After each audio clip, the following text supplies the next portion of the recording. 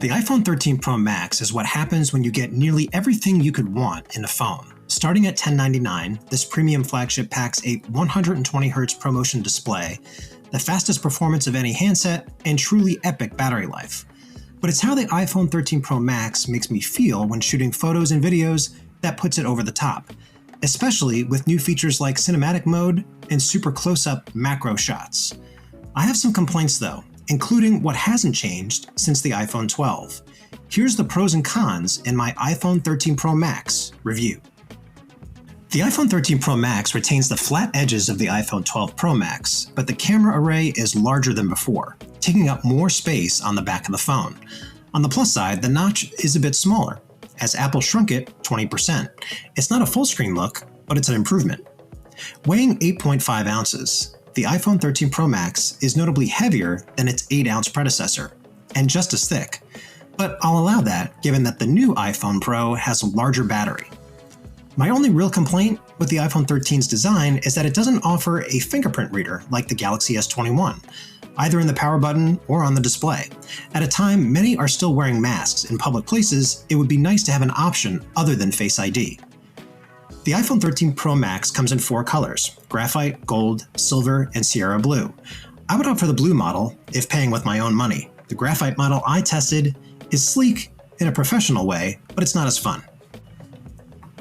The biggest upgrade to the iPhone 13 Pro Max is the new ProMotion display. This 6.7-inch OLED panel can dynamically scale its refresh rate from 10Hz to 120Hz, which results in smoother overall performance and animations. For example, when scrolling on websites with the iPhone 13 Pro Max and its predecessor side by side, I could more easily read the text as I scrolled on both displays. These benefits carry over to other animations as well, such as swiping between apps or returning to the home screen. But I'm more excited by apps that take full advantage of ProMotion. One of the first is Catalyst Black, a frenetic online battle game that had me shooting in all directions and transforming into monsters. The whole experience was wonderfully fluid. Another plus is the increased brightness on this panel. We measured over 1,000 nits compared to 800 nits for the iPhone 12 Pro Max. The Galaxy S21 Ultra maxes out at 821 nits. The iPhone 13 Pro Max has bigger cameras for a reason. The main camera is designed to deliver a 49% boost in light gathering, and the ultra-wide camera offers a larger aperture while delivering a wider field of view. The telephoto camera on the iPhone 13 Pro Max gets a boost as well, as you now get 3x optical zoom, up from 2.5x on last year's Max. There's lots of camera upgrades beyond the hardware. For example, the new macro mode leverages the ultra-wide camera to capture images as close as 2 centimeters away. I almost felt like an artist getting this close-up of a tree on a nearby beach.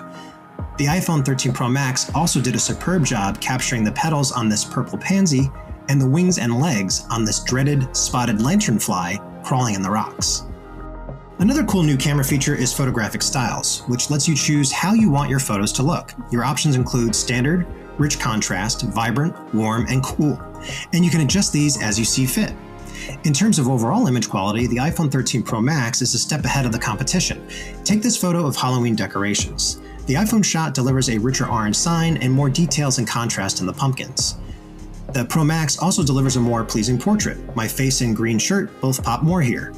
In this next shot, the iPhone more accurately captures the translucence of the water while making the surrounding rocks stand out. The Galaxy S21 Ultra looks flat by comparison. Despite a jump from 2.5x to 3x for the telephoto zoom, the new iPhone is still behind Samsung's best. At 3x, I prefer the look from the S21 Ultra, and at 15x, the writing on the boat looks sharper in the Samsung pic.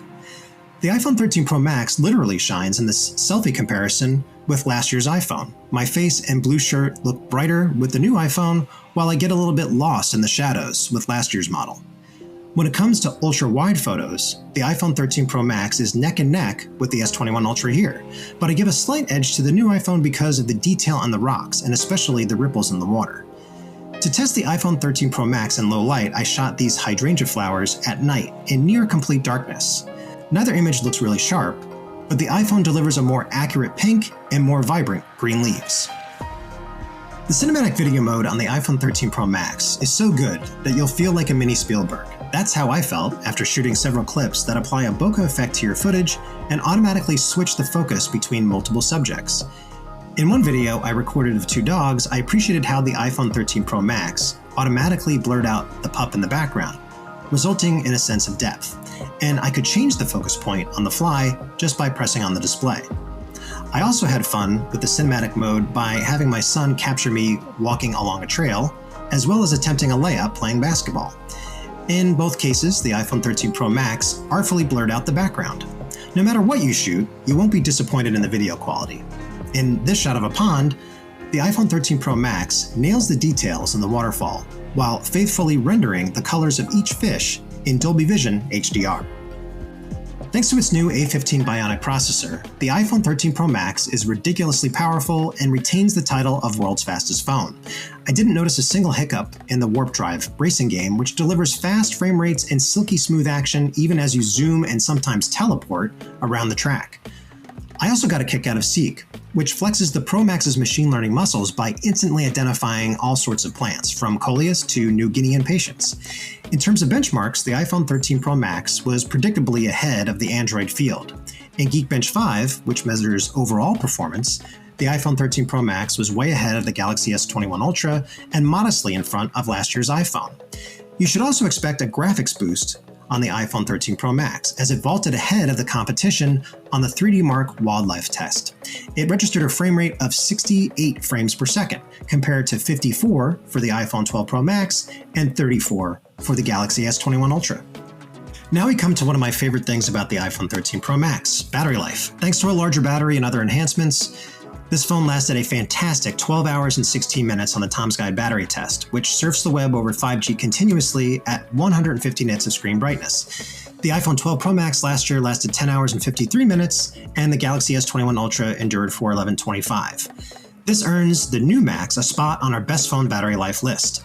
The news is not so great on the charging front, as the iPhone 13 Pro Max reaches just 50% capacity after 30 minutes, using a 20-watt USB-C charger. Other phones like the OnePlus 9 Pro get to 100% in 30 minutes, or less. MagSafe charging, while convenient, is even slower at 15 watts.